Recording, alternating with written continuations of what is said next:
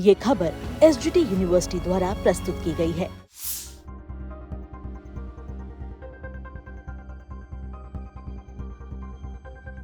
आठवें वेतन का इंतजार कर रहे केंद्रीय कर्मचारियों और पेंशनर्स के लिए एक अहम मांग सामने आई है।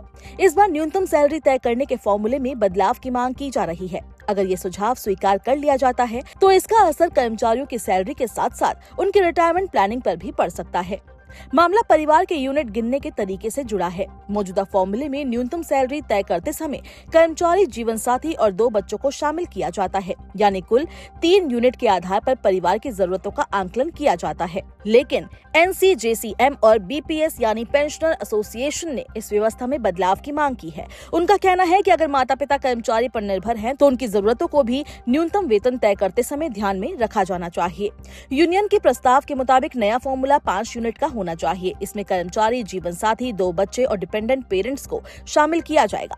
यूनियन ने इसके पीछे सोशल सिक्योरिटी कोड 2020 में परिवार की परिभाषा में माता पिता को शामिल किए जाने का भी तर्क दिया है।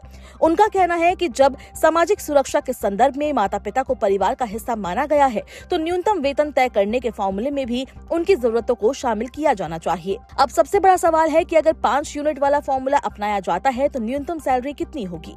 यूनियन ने खाने पीने, बच्चों की पढ़ाई, इलाज और भविष्य से जुड़े खर्चों को ध्यान में रखते हुए न्यूनतम सैलरी 69,000 रूपए प्रति माह रखने का प्रस्ताव दिया है।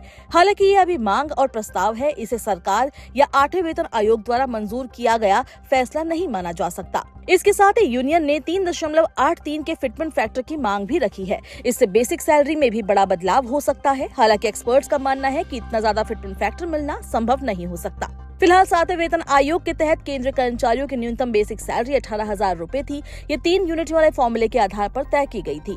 अब अगर 8वें वेतन आयोग 5 यूनिट वाले फॉर्मूले को स्वीकार करता है तो कर्मचारियों और पेंशनर्स के वेतन ढांचे पर इसका बड़ा असर पड़ सकता है। लेकिन फिलहाल 69,000 रूपए की न्यूनतम सैलरी और 3.83 फिटमेंट फैक्टर सरकार का घोषित फैसला नहीं है, बल्कि यूनियनों की मांग है। अब नजर इस बात पर है कि 8वें वेतन आयोग इन सुझावों पर क्या रुख अपनाता है।